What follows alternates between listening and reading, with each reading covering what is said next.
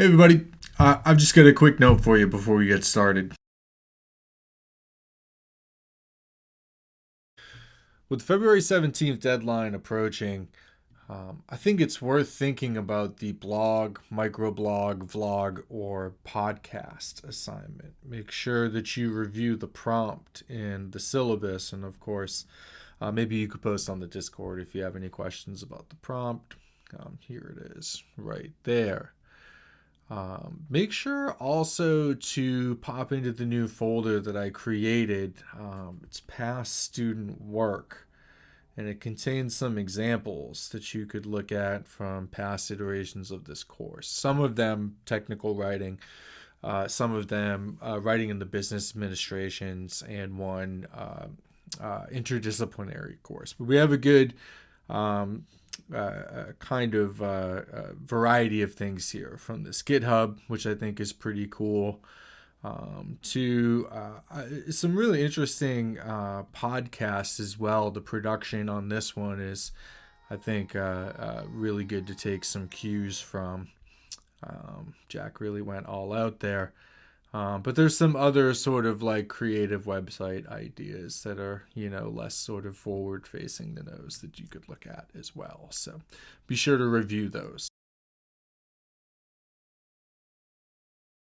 That's also why our conversation today will be about ethos. It's going to play a big role in how we approach this assignment.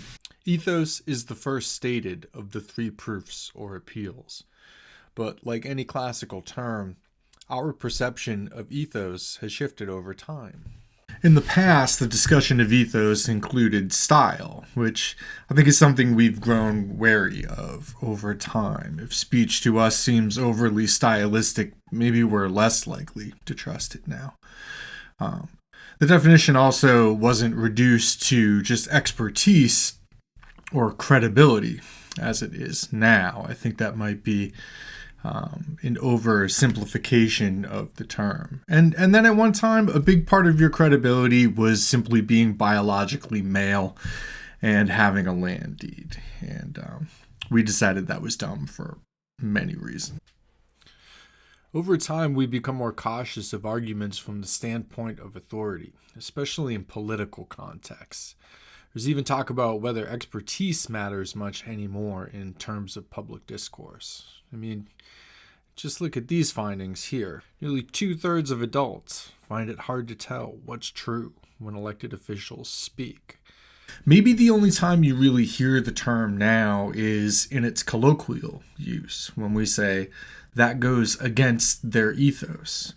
We usually say that when a public figure or an institution have done something that appears to be against their stated ethics. Google once had it in their company mission, "Don't be evil." Many now consider them a monopoly. As they were becoming one, many saw their actions as off-brand. That's another way of saying that it's against their ethos. And that tells us that, in that instance, a person's personal brand or an institution's credibility has been damaged. Because the whole thing that was revolutionary about Web 2.0 was user-generated content, to some degree, if you're going to participate in these Web 2.0 platforms, you do have to sell yourself. This could be a niche expertise that you want to share with others. It could be a perspective on current events or controversial topics in tech. Or it could be a project with some kind of civic ambitions. Whatever aspect of your identity, your professional identity, your expertise it is that you decide to sell, you're positioning yourself as an expert on that thing to your audience.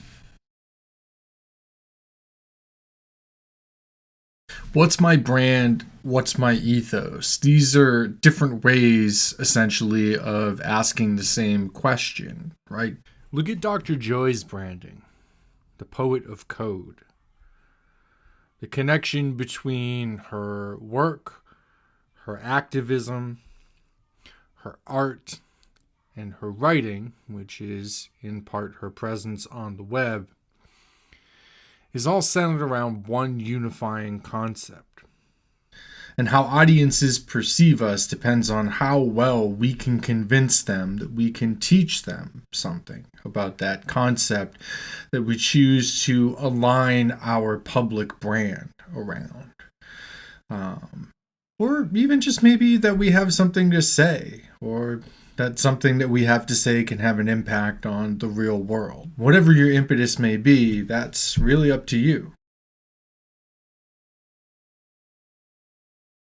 And if you're like me, maybe you don't really want to have a personal brand, especially online. I know they're an extremely silly example, but look at Clowncore.